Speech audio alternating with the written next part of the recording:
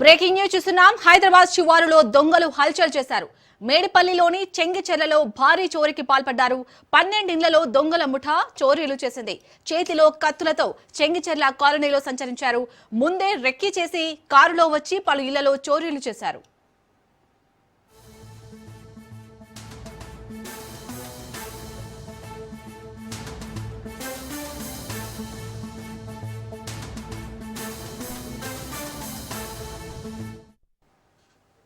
హైదరాబాద్ శివారులో దొంగలు హల్చల్ చేశారు. మేడిపల్లిలోని చెంగిచెర్లలో భారీ చోరీకి పాల్పడ్డారు. 12 ఇళ్లలో దొంగల ముఠా చోరీలు చేసింది. చేతిలో కత్తులతో చెంగిచెర్ల కాలనీలో సంచరించారు. ముందే రెక్కీ చేసి కారులో వచ్చి పలు ఇళ్లలో చోరీలు చేశారు. రైట్, ఇక ఇదే అంశానికి సంబంధించి పూర్తి డీటెయిల్స్ ని మా ప్రతినిధి పవన్ అందిస్తారు. పవన్, మొత్తానికి పండుగ సందర్భంగా అందరూ ఊర్లోకి వెళ్లే ఉంటుంది. సో ఇదే అదునుగా చూసుకుని దొంగలైతే దాదాపు 12 ఇళ్లలో చోరీకి పాల్పడినట్టుగా తెలుస్తుంది. పోలీసులు ఏమంటున్నారు దీనికి సంబంధించి?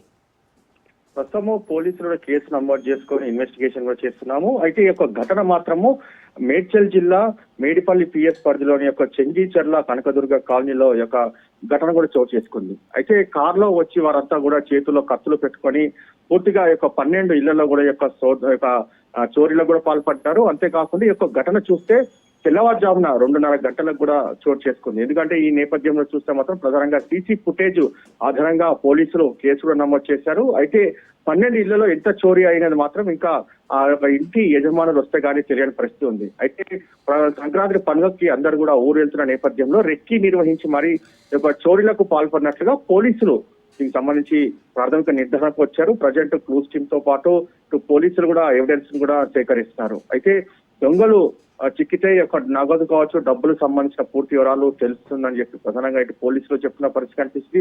ఓవరాల్ గా మాత్రం ఒక సీసీ ఫుటేజ్ ఆధారంగా కారుకు సంబంధించిన నంబర్ ఆధారంగా ఒక దర్యాప్తు చేస్తున్నాము, త్వరలో ఒక నిందితులను కూడా పట్టుకుంటామని చెప్పి ప్రధానంగా ఇటు పోలీసులు చెప్తున్నారు. పవన్, దాదాపు ఎంతమంది కారులో వచ్చినట్టుగా తెలుస్తుంది? పోలీసులు ఏమంటున్నారు? ఇంకా ప్రస్తుతం కారులో 4 వచ్చినట్టుగా తెలుస్తుంది. ఒక 4 చేతుల్లో కత్తులు పెట్టుకొని దీనికి సంబంధించి ఒక చోరీలకు పాల్పడినట్లుగా దీనికి పోలీసులు కూడా సీసీ ఫుటేజ్ లో గుర్తించారు. దానికి సంబంధించి కూడా కేసు నమోదు కూడా చేసుకున్నారు. అయితే వీరు అసలు ఎక్కడి వారు, ఎందుకు ఈ కనకదుర్గ కాలనీకి వచ్చి ఒక చోరీలకు పాల్పడ్డారనే మాత్రము దీనిపైన ఇన్వెస్టిగేషన్ చేస్తున్నాము. ప్రత్యేకంగా 2 టీంలను ఏర్పాటు చేసి ఒక సీసీ ఫుటేజ్ కారు ఎక్కడి నుంచి ఎటువైపు వెళ్తుంది, దాని తర్వాత ఎక్కడ ఆగిందనే దానిపైన కూడా ఇన్వెస్టిగేషన్ ఇప్పటికే ప్రారంభించామని చెప్పి పోలీసులు కూడా అంటున్నారు. ఎందుకంటే ఈ రోజు కూడా సంక్రాంతి పండుగ నేపథ్యంలో చాలా మంది ఇళ్లలకు అంటే ఊర్లకి ఇంటికి తాళాలు వేసి వెళ్లిన నేపథ్యంలో పూర్తిగా ఈ యొక్క రాత్రిపూట చాలా గస్తీ నిర్వహిస్తామని చెప్పి మరోవైపు పోలీసులు చెప్తున్నారు. Right, thank you Pawan.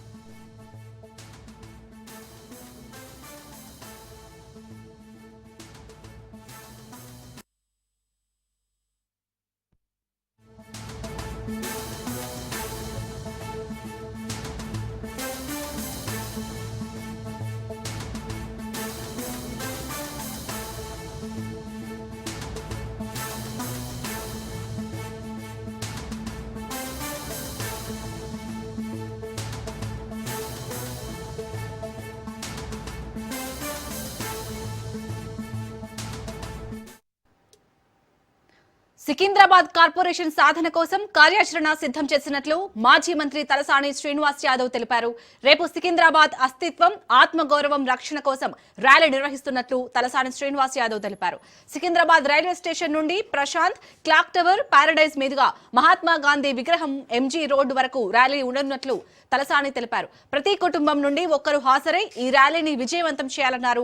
Lashkar సాధన సమితి ప్రత్యేక జిల్లా కోసం 2 ఏళ్లుగా పోరాటం చేస్తుందని తలసాని తెలిపారు. రేవంత్ సర్కార్ వెంటనే లష్కర్ కేంద్రంగా కార్పొరేషన్ ఏర్పాటు చేయాలని తలసాని డిమాండ్ చేశారు.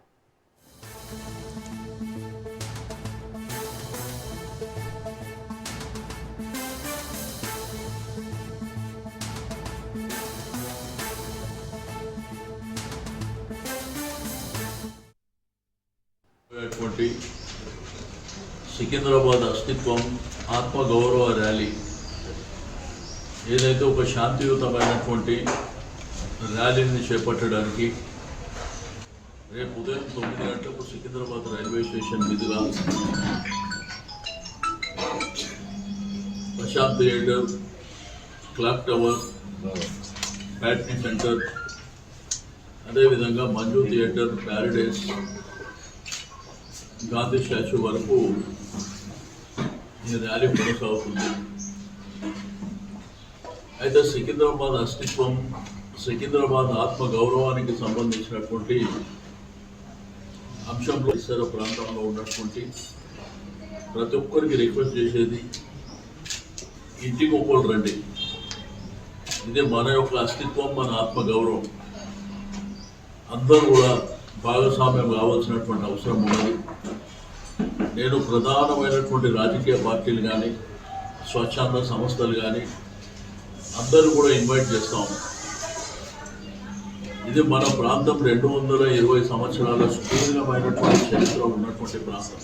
మీకు సికింద్రాబాద్ రైల్వే స్టేషన్ కావచ్చు, గాంధీ హాస్పిటల్ కావచ్చు, బొల్లారం కావచ్చు, అదేవిధంగా రాష్ట్రపతి విడిది కావచ్చు, కంటోన్మెంట్ కావచ్చు, ఉస్మానియా యూనివర్సిటీ ఆర్ట్స్ కాలేజ్ కానీ, మహబూబ్ కాలేజ్ కానీ, అంటే విద్యారంగ సంస్థలు. రెండవది, దీనికి ఒక ప్రధానమైనటువంటి చరిత్ర ఉంది, లష్కర్ బోనాలు. రాజన్న సిరిసిల్ల జిల్లా వేములవాడలోని భీమేశ్వర స్వామివారిని మంత్రి సీతక్క, ప్రభుత్వ విప్ ఆది శ్రీనివాస్ దర్శించుకున్నారు. ఈ సందర్భంగా ప్రత్యేక పూజలు చేసి మొక్కులు చెల్లించుకున్నారు. ఈ నెల 19న సమ్మక్క సారలమ్మ ఆలయ పునర్ ప్రారంభాన్ని సీఎం రేవంత్ రెడ్డి చేతుల మీదుగా ఘనంగా ప్రారంభించుకుంటామని మంత్రి సీతక్క తెలిపారు. భక్తుల మనోభావాలకు అనుగుణంగా సమ్మక్క సారలమ్మ ఆలయ పునర్నిర్మాణం చేసుకున్నామన్నారు. అదేవిధంగా వేములవాడ రాజన్న ఆలయ పునర్నిర్మాణం కూడా జరుగుతుందని చెప్పారు.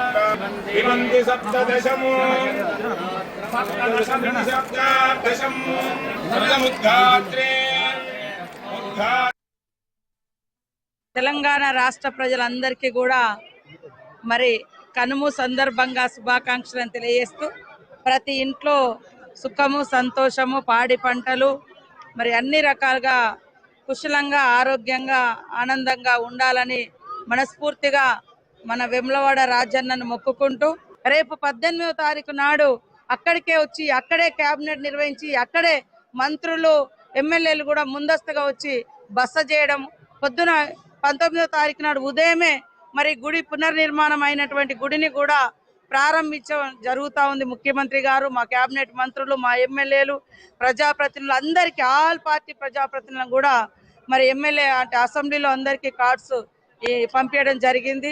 మీ ద్వారా కూడా అన్ని వర్గాలను, అన్ని రాజకీయ పార్టీలను, అందరు ప్రజాప్రతినిధులు, ప్రజలందరినీ కూడా 19వ తారీఖు నాడు 6:30-7 మధ్య నుంచి 8 గంటల లోపు సమ్మక్క సారలమ్మ గుడి పునర్ప్రారంభోత్సవం జరుగుతూ ఉంది. ఇక్కడ కూడా తొందరగా ఈ కన్స్ట్రక్షన్ అంతా మరి సీనన్న పూర్తిగా బాధ్యత తీసుకొని, చాలా మంది రకరకాల విమర్శలు పెట్టినా కానీ దైవ భక్తితోటి ప్రజల గుండెలలో ఉన్న విశ్వాసాన్ని మనము మరి గౌరవించుకోవాలి, కాపాడుకోవాలనే లక్ష్యంతో మేము ముందుకెళ్తా ఉన్నాం. ఈ జాతరలు అయిపోయిన తర్వాత మేమందరం ఈ గోదావరి పరివాహక ప్రజాప్రతినిధులము, మంత్రులము, ఎమ్మెల్యేలము, ఎంపీలము అందరం మరి ఒక్కసారి ముఖ్యమంత్రి గారితో టైం తీసుకొని గోదావరి పుష్కరాల గురించి కూడా చర్చించుకొని ముందస్తు ప్రణాళికతో ముందుగా ఏర్పాట్లు చేస్తామని తెలియజేస్తూ మీ అందరికీ శుభాకాంక్షలు.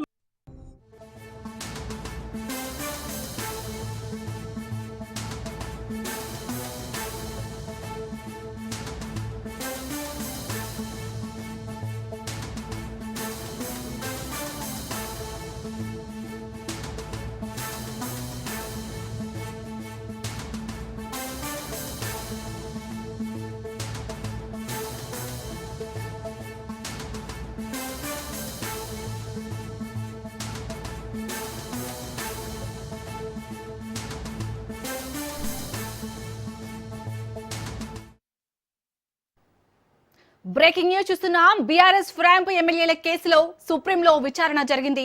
తదుపరి విచారణను సుప్రీంకోర్టు 2 వారాలకు వాయిదా వేసింది. 4 వారాల సమయం కావాలన్న స్పీకర్ తరపు న్యాయవాది కోరారు. 2 వారాల్లో మిగతా ఎమ్మెల్యేలపై నిర్ణయం తీసుకోవాలని ఆదేశించింది. 10 మంది ఎమ్మెల్యేల్లో 7గురిపై స్పీకర్ నిర్ణయం తీసుకున్నారు.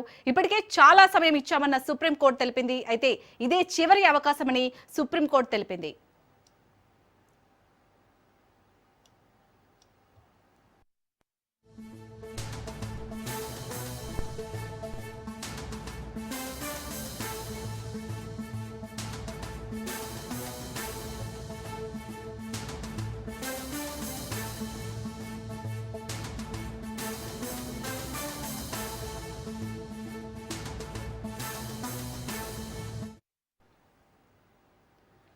బీఆర్ఎస్ ఫిరాయింపు ఎమ్మెల్యేల కేసులో సుప్రీంలో విచారణ జరిగింది.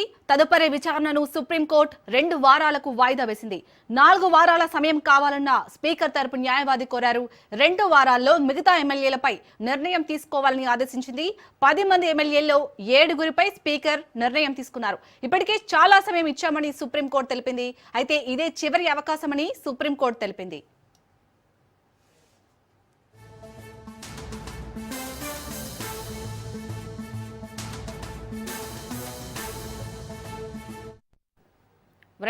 బీఆర్ఎస్ ఫ్రాంప్ ఎమ్మెల్యేల కేసులో అయితే సుప్రీంలో విచారణ జరిగింది. దీనికి సంబంధించి పూర్తి డీటెయిల్స్ ని మా ప్రతినిధి సునీల్ అందిస్తారు. సునీల్, మొత్తానికైతే తదుపరి విచారణ అయితే సుప్రీంకోర్టు 2 వారాలకు వాయిదా వేసినట్టుగా తెలుస్తోంది. సో వాయిదా వేయడాన్ని ఎలా చూడాలి?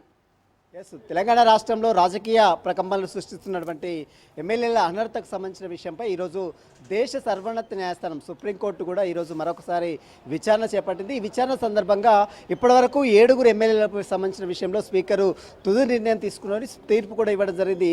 అయితే మిగిలినటువంటి 3 ఎమ్మెల్యేలకు సంబంధించిన విషయంలో కొంత 4 వారాల గడువు కావాలంటూ కూడా మరొకసారి అటు స్పీకర్ తరపు న్యాయవాదులు అంటే ప్రభుత్వం తరపు న్యాయవాదులు అభిషేక్ సింఘి ఈరోజు సుప్రీంకోర్టుకు దృష్టి తీసుకున్నారు. కానీ ఇప్పటికే అనేక సార్లు సమయం ఇచ్చాము, ఇంకా ఎందుకు మీకు సమయం కావాలంటూ కూడా సుప్రీంకోర్టు కొంత తీవ్ర అసహనం కూడా వ్యక్తం చేయడం జరిగింది.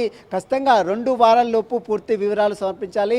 మిగిలినటువంటి 3 ఎమ్మెల్యేలు ఏదైతే దానం నాగేందర్, ఖైరతాబాద్ ఎమ్మెల్యే దానం నాగేందర్ కావచ్చు, కడెం శ్రీహరి కావచ్చు, స్టేషన్ గన్పూర్ ఎమ్మెల్యే కడెం శ్రీహరి కావచ్చు, సంజయ్ కావచ్చు, ఈ 3 ఎమ్మెల్యేలకు సంబంధించిన విషయంలో 2 వారాల్లో తుది నిర్ణయం తీసుకోవాలంటూ కూడా ఇప్పటికే స్పీకర్కి మరొకసారి సుప్రీంకోర్టు దేశ సర్వోన్నత న్యాయస్థానం సుప్రీంకోర్టు కీలక ఆదేశాలు జారీ చేసింది. 2 వారాల్లో మరి స్పీకర్ నిర్ణయం తీసుకుంటారా లేదా అనేది మాత్రం యావత్ తెలంగాణ రాష్ట్ర వ్యాప్తంగా తీవ్ర రాజకీయ చర్చ మాత్రం కొనసాగుతుందని చెప్పవచ్చు. ప్రస్తుతం అయితే మిగిలినటువంటి 7గురు ఎమ్మెల్యేలకు సంబంధించిన విషయంలో ఇప్పటికే నిర్ణయం తీసుకున్నాం. ట్రిబ్యునల్ చైర్మన్ హోదాలో వారిని క్లీన్ చిట్ ఇచ్చినాం. వారికి సంబంధించినటువంటి పూర్తి నివేదిక కూడా ఇప్పటికే సుప్రీంకోర్టు సమర్పించారు. మిగిలినటువంటి 3 ఎమ్మెల్యేలకు సంబంధించిన విషయంలో కూడా 2 వారాల్లో తుది నిర్ణయం ప్రకటించాలంటూ కూడా ఇప్పటికే స్పీకర్కి 2 వారాలకు అవకాశం ఇచ్చింది. మరి 2 వారాల్లో మరి సమర్పిస్తారా లేదా మరికొంత సమయం తీసుకుంటారు? ఎందుకంటే ఈ 3 కూడా అంటే ఖైరతాబాద్ ఎమ్మెల్యే దానం నాగేందర్ కావచ్చు, మరోవైపు కడెం శ్రీహరి కావచ్చు, సంజయ్ కావచ్చు, ఈ దానం నాగేందర్ విషయంలో మాత్రం చాలా క్లియర్గా అతను పార్టీ మారాను, అతను కాంగ్రెస్లోనే ఉన్నారంటూ కూడా ఇప్పటికే అనేక సార్లు మీడియా ముఖంగా కూడా మాట్లాడినటువంటి తీరు మనం చూసాం. కాబట్టి అతని విషయంలో ఖచ్చితంగా వేడిపడే అవకాశం ఉన్నది. మళ్ళీ ఖైరతాబాద్ నియోజకవర్గానికి ఉప ఎన్నిక వస్తుందనేది పెద్ద ఎత్తున రాజకీయంగా చర్చ కొనసాగుతున్న నేపథ్యంలో ఇప్పుడు ఈ విషయంతో పాటు మరోవైపు స్టేషన్ గన్పూర్ ఎమ్మెల్యే కడెం శ్రీహరి సంబంధించిన విషయంలో కూడా తీర్పు ఎలా ఉంటుంది అనేది మాత్రం సర్వత్రా రాజకీయంగా అయితే ఉత్కంఠ అయితే నెలకొని చెప్పవచ్చు. మరోవైపు సంజయ్ విషయంలో మాత్రం ఇప్పటివరైతే స్పీకర్ ఎలాంటి నిర్ణయం తీసుకోలేదు. అతని విచారణకు సహకరించారు. అతని క్రాస్ ఎగ్జామినేషన్ కూడా కంప్లీట్ అయింది. కేవలం 2 మాత్రమే కడెం శ్రీహరి, దానం నాగేంద్ర ఇప్పటివరకైతే స్పీకర్ ముందుకు హాజరు కాలేదు. మరోవైపు క్రాస్ ఎగ్జామినేషన్ కంప్లీట్ కాలేదు. వారు ఎక్కడ కూడా అఫిడవిట్ కూడా దాఖలు చేయలేదు. కాబట్టి ఈ 2 విషయంలో సంబంధించిన విషయంలో స్పీకర్ ఎలాంటి నిర్ణయం తీసుకున్నది మాత్రం చూడాల్సిందని చెప్పవచ్చు. Right, thank you Sunil.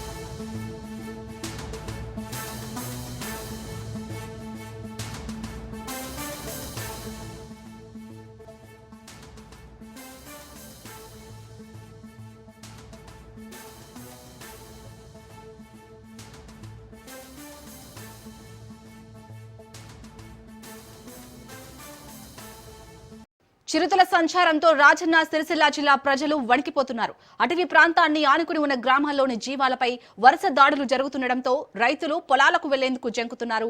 Konaraopet మండలం సింగాళపల్లికి చెందిన శంకర్ అనే రైతు మేకపై చిరుత దాడి చేయగా మేకల కాపరి కేకలు వేయడంతో నోట కరిచిన మేకను వదిలి చిరుత పారిపోయింది. అటవీ శాఖ అధికారులు ఆయా ప్రాంతాల్లో చిరుతలు సంచరిస్తున్నాయని ఫ్లెక్సీల ద్వారా ప్రచారం చేస్తూ వాటి కదలికలను గమనిస్తున్నారు. వీర్నపల్లి, రుద్రంగి, కోనరావుపేట, ఎల్లారెడ్డిపేట, గంభీరావుపేట్, ముస్తాబాద్, చందుర్తి, సిరిసిల్ల మండలాల్లోని అటవీ ప్రాంతాల జనం చిరుత సంచారంతో భయాందోళనకు గురవుతున్నారు.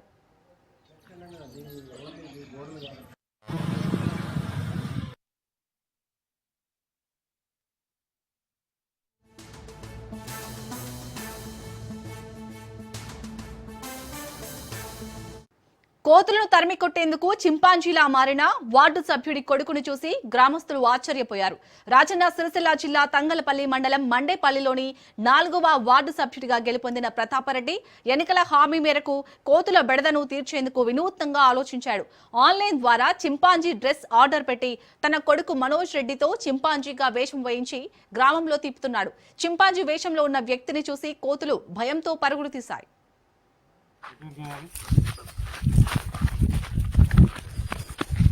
Ah!